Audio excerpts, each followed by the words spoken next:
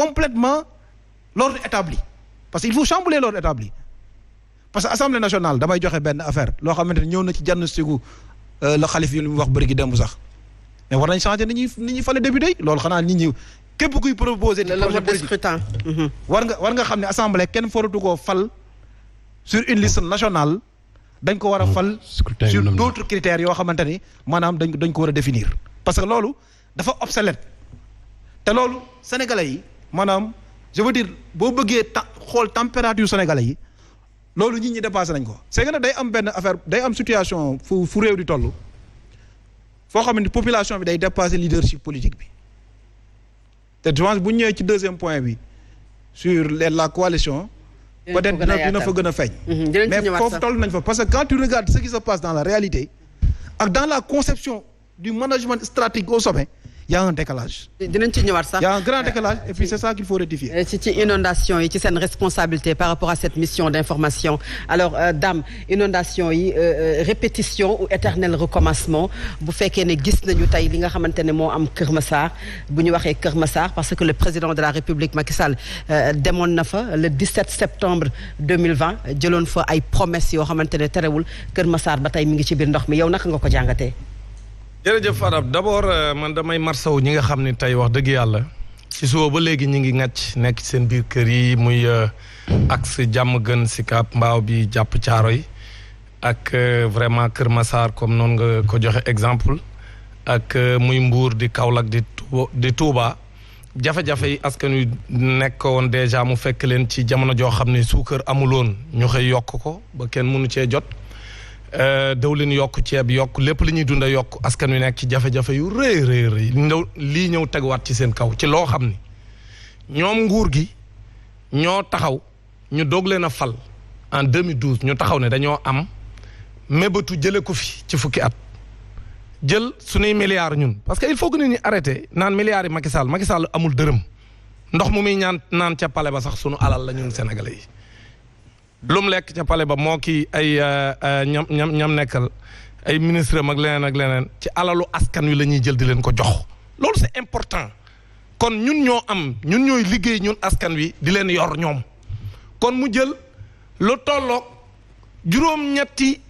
téeméeri milliards il faut ñu wax sénégalais yi ñuy déglu que buñ koy lim Sénégal dañ koy ñàkkal fayda milliards mooy Fatou Abdou junniy millions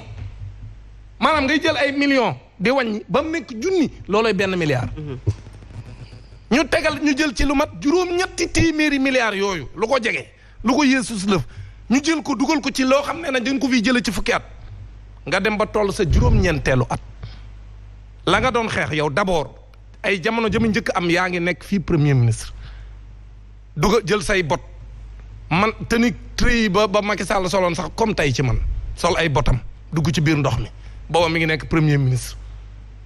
nga tey nekk président de la république dige lu toll noonu jël sunu alal ju toll noonu def ko ci tey jii à l'heure du bilan parce que juróom-ñeenti at ci fukk presque jeex na ñu taxawati ni mbënn am na d'abord damay wax ni du mbënn parce que dara ballul taw la ay waame ci ñi dégg wolof waame ñaari waame yu tegaloo lan am rek ndox mi nangu mbedd mi ak kër yi ci gox yu bari Sénégal lii moo fi xew mais du mbënn ndox mi jógewul ci suuf si ci taw bii dong la jógee ay système mu taataan kese lañ leen def la woon ci sunuy milliards defuñu ko kon dañoo tooñ askan wi président de la république nag dégg naa waa banlieue bi naan bu daan am président bi day génn man leen Macky Sall ñëw la dugg ci banlieue bi tey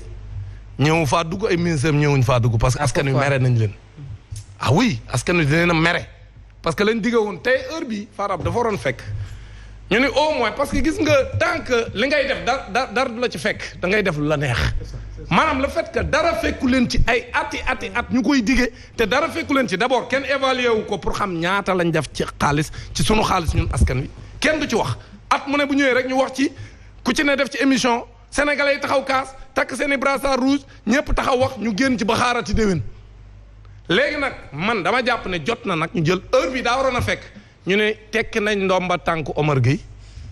tekk nañ heure bi fi mu toll nii waroon a fekk ci waxtaan wi dañ ciy boole waale nit décret bi da wadd na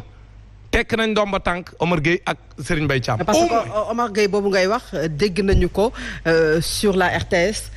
ci émission boo xamante ne mi ngi woon téeméer waaw 90% def nañu ko. bërki démb la loolu. rien tous les soirs la dem bërki démb boo Ndiaye ba mu demee lu mu fa wax. déet waaye ba mu fa demee non loolu man maa koy assumer. léegi ba mu fa demee lu mu fa wax dani pour Kër Massar parce que au moins yeneen gox yi sax ci xaalis boobu mu fi lim foofu la jafe-jafe yi nekk mais Kër Massar au moins ñoom bi ñu ko defee département ak léegi yàggul comme ni nga ko waxee léegi ñu ni dañuy waajal pour que mbënn mi daan am Kër Massar moom dootul am mu ni fukki milliards ak juróom lañ ci def moom Omar Gueye moo ko wax. bërki Dembo Njaay la mais Omar Gueye dina fi wax lu réy noonu moo tax sànq ma ne moom daa tane Kunkande lu mu tane Kunkande yow bërki Dembo Njaay nga fi wax ni fukki milliards ak juróom laay jël def ko ci Kër Massar dootul inondé. mënoo comparer Kunkande ak Omar Gueye aussi non grave xamul tax parce que Kunkande yi waxi dof yi mu wax ko gëm yow la intéressé. non attends rek non may ma rek non c'est important li may wax nii on est très sérieux man li Kunkande def laa gën a mën a nangu li Omar Gueye def xamul tax parce que conséquence ñoo yemul non conséquence yemuñu Omar Gueye dafa gëmloo waa parcelle waa Kër Massar ni leen jël naa fukki milliards ak juróom def ko ci ce plan d'assainissement globalement mooy waajal mbënn ba mbënn dootu fi am ba ku nekk booy tabax sa kër sax man am na précaution boo ko naroon jël da nga naan non jeex na dootul amati kon yàqal na nit ñi seen alal dugal nit ñi ci jafe-jafe bi ñu nekk ñoom te moom moo leen gëm la woon ni jeex na kon kay kooku mënu ko comparer koo xam ne waxi dof la wax rek moom Kunkande sénégalais yéen ñii gëm ko kon nag man ñaari bu ma ko jëlee dama ni Omar Gueye heure bi waroon naa fekk ñu dàq ko bu yàgg heure bi daa waroon a fekk moom jël nay bagaasam bañ naan non léegi Macky Sall kan la fiy teg beneen bi mooy munoo at mu nekk comme ni ñu koy waxee ñu yàq sunu alal ju toll noonu te kenn du ko évaluer nit ñi di dund ci biir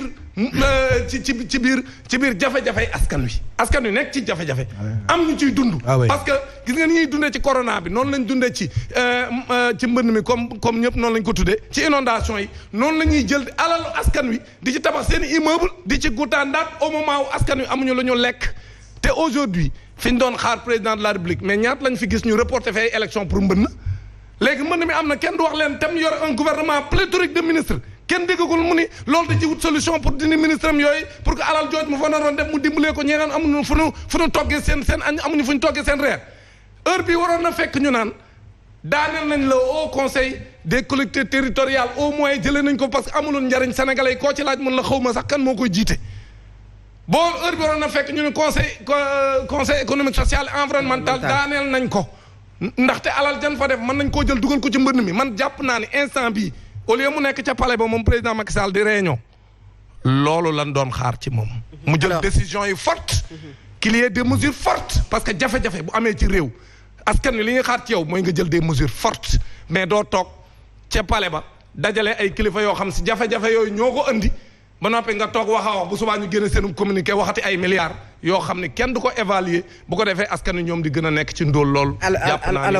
war nañ cee jóg. c'est clair Dame Serigne Saliou bu ñu gisee que mbënd saa bu amee réunion moom mooy am palais réunion boo xam ne dañ ciy déclencher le plan Orsec mais est-ce que plan Orsec waruñu di ko déclencher li ñuy wax naan kenn du ko déclencher sax mais waruñu di ko taxawal balaa ñu doon dugg ci inondation yi pour ñu mën a xam ne bu ñëwee rek ñu mën a am pexe moo xamante ne dañ ci mën génn.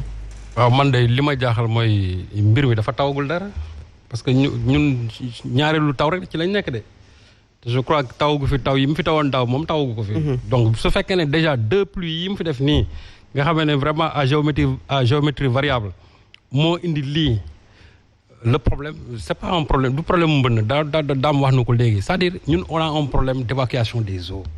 c'est-à-dire suñu ndox yi ci boppam lañ xamul fan la war a mën a jaar ba egg.